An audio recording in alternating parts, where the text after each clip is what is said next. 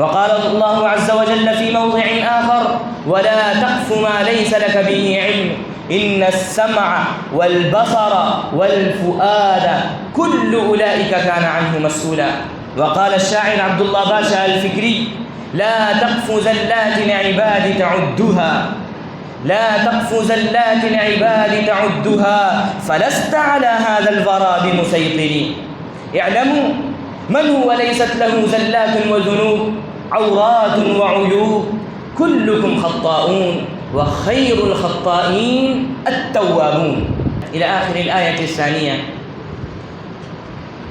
ففي هاتين الآيتين العظيمتين نهى الله سبحانه عز وجل المؤمنين عن الأخلاق الرديئة المرذولة وعن العادات السيئة الملعونة كالسخرية والهمز واللمز والتنابز بالألقاب وإساءة الظن وغير ذلك، التي ينشأ عنها النزاع، التي ينشأ عنها الفرقة والتشتت بين الناس، التي تؤدي إلى إفساد المجتمع بأسره.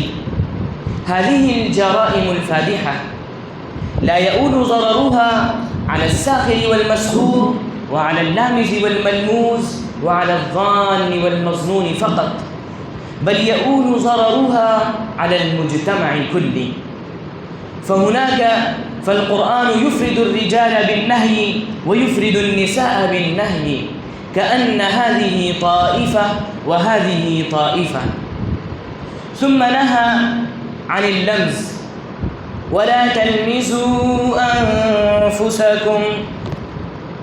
اللمز قال صاحب مفردات القرآن: اللمز معناه الاغتياب وتتبع المعاب، أي هو تعيب الآخرين وذكر عيوبهم. ولكن القرآن الكريم يقول: ولا تلمزوا أنفسكم، فأنا لا أعيب نفسي بل إنما أنا أعيب غيري.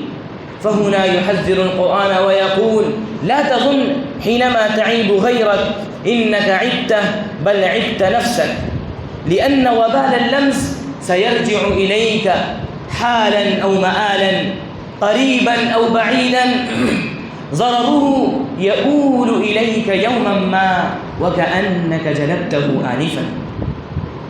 ثم نهى عن التنابز بالألقاب: ولا تنابزوا بالألقاب. إذا كان لصاحبك لقب سوء فأنت تناديه به أمام الآخرين وهو يندم به ويستحيي ويخضع رأسه خجلا، فهذه جريمة عظيمة. فالقرآن يحذرنا ويقول: بئس الاسم الفسوق بعد الإيمان، يعني ما ارتكبت جريمة واحدة بل ارتكبت عدة جرائم. انظر إلى ما قال القرآن: كنت موصوفا بالإيمان ولكن بعد هذه الجريمة صرت موصوفا بالفسوق، ليس بفسق واحد، هو تحذير بشديد اللهجة. وقال رسول الله صلى الله عليه وسلم: من هتك عرض مسلم هتك الله عرضه. ثم نهى عن سوء الظن: يا أيها الذين آمنوا اجتنبوا كثيرا من الظن. اجتنبوا، معنى الاجتناب أن تجعل الشيء في جانب وأنت في جانب آخر، أي ابتعدوا عن سوء الظن كل الابتعاد. ولكن ينشأ السؤال: ما هو الفرق بين سوء الظن وغير سوء الظن؟ اعلموا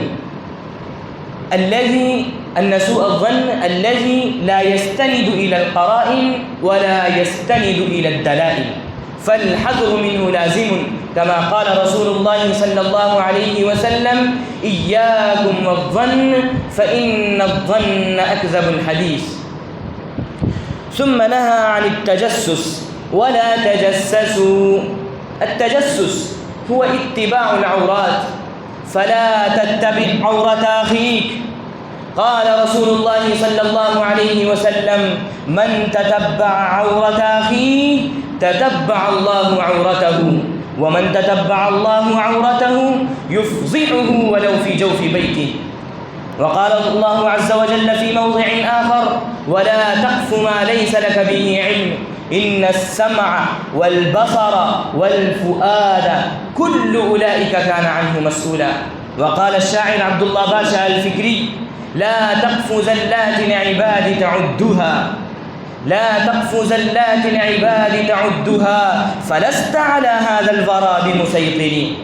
اعلموا من هو ليست له زلات وذنوب، عورات وعيوب، كلكم خطاؤون وخير الخطائين التوابون. ثم نهى عن الغيبة: ولا يغتب بعضكم بعضا إلى آخر الآية. فسر النبي صلى الله عليه وسلم الغيبة فما رواه أبو داود والترمذي عن أبي هريرة رضي الله عنه. قيل: يا رسول الله ما الغيبة؟ قال: ذكرك أخاك بما يكره. ففي هذه الآية نفر الله سبحانه عز وجل عن الغيبة بتشبيه غريب بأكل جثة الإنسان الميت، فهذا دليل واضح على تحريم الغيبة وعلى قبحها شرعا. وقال رسول الله صلى الله عليه وسلم: كل المسلم على المسلم حرام ماله وعرضه ودمه، حسب امرئ من الشر أن يحقر أخاه. رواه أبو داود. فنسأل الله العظيم العافية من هذه الآفات والوقاية من هذه البليات المهلكة في الدنيا والآخرة. آمين يا رب العالمين. وآخر دعوانا الحمد لله. الفائز الأول فضيلة الشيخ الدكتور الشيخ عبد الله ابن الشيخ أبرار. هنيئا لكم أيها الفائزون على هذه الجوائز، وجائزتكم الحقيقية عند الله سبحانه وتعالى.